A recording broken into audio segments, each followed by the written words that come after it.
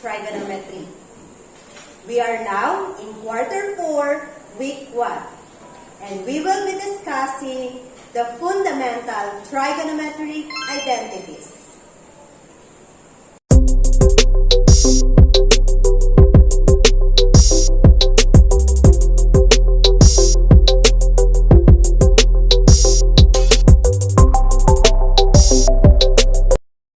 Before proceeding, let us recall the definition or meaning of identity and trigonometric identity. An identity is a mathematical statement that is true to all values of the variable involved in defining the identity, while a trigonometric identity is an equation involving trigonometric ratios that is true to all values for which the equation is defined. Fundamental trigonometric identities has 3 subdivisions. We have the reciprocal identities, quotient identities, and the Pythagorean identities. The reciprocal identities are sine theta is equal to 1 over cosecant theta. Cosine theta is equal to 1 over secant theta. Tangent theta is equal to 1 over cotangent theta. Cosecant theta is equal to 1 over sine theta. Secant theta is equal to 1 over cosine theta. Cotangent theta is equal to 1 over tangent theta. The quotient identities are tangent theta is equal to sine theta over cosine theta.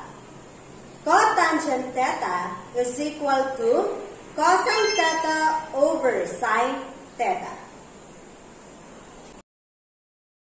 The Pythagorean identities are cosine squared theta plus sine squared theta is equal to 1. 1 plus tangent squared theta is equal to secant squared theta. And we have the last one, cotangent squared theta plus 1 is equal to cosecant squared theta. We will be using the fundamental trigonometric identities in simplifying other trigonometric identities.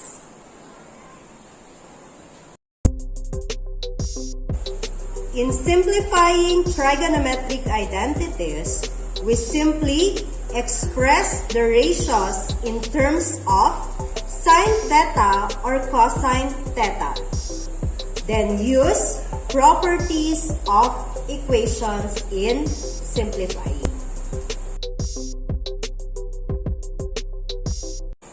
Let us use the fundamental trigonometric identities in simplifying the following identities. Example 1. Simplify cosine squared theta times secant theta. First, we express the ratio in terms of sine theta or cosine theta. So we have cosine theta times cosine theta times 1 over cosine theta. We could cancel cosine theta. We are left with cosine theta. Therefore, cosine squared theta secant theta is equal to cosine theta.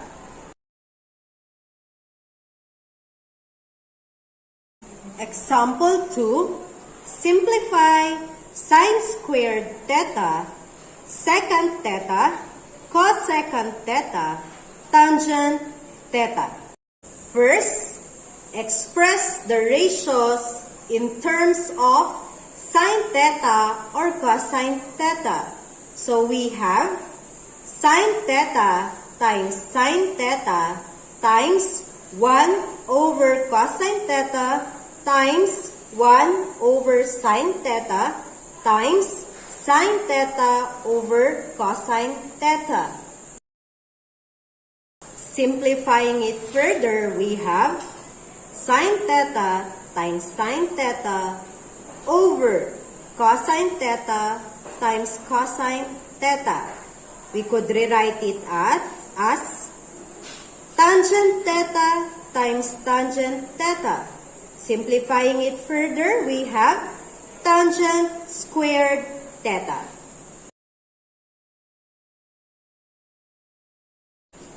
Do you have any question in simplifying trigonometric identities? That's great if there's none. Now, I want you to simplify the following trigonometric identities. I will be giving you 5 minutes. Your time starts now.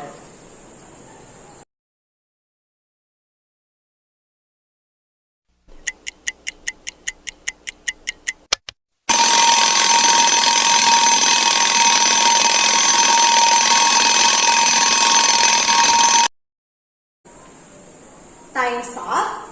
Now, let us check your answers. Number 1, we have sine theta, secant theta. Simplifying it, we will be having tangent theta. Number 2, sine theta, cosine theta over 1 minus sine squared theta. Simplifying it, we have tangent theta. Great job, my dear students. Now, you are ready for our next activity. But before that, I want you to answer this question.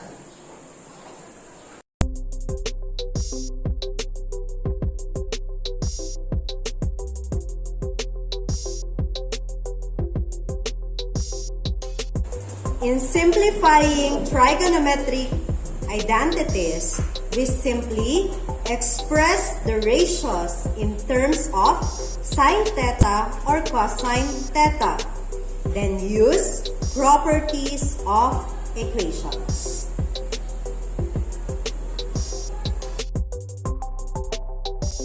As an additional activity, simplify the following trigonometric identities.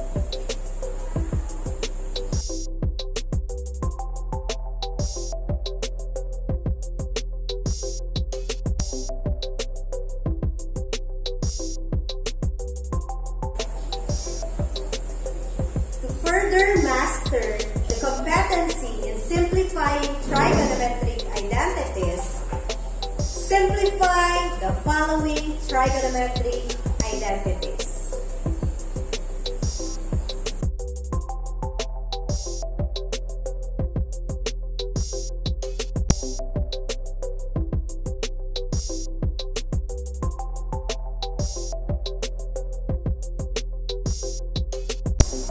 Thank you, my dear students, for listening.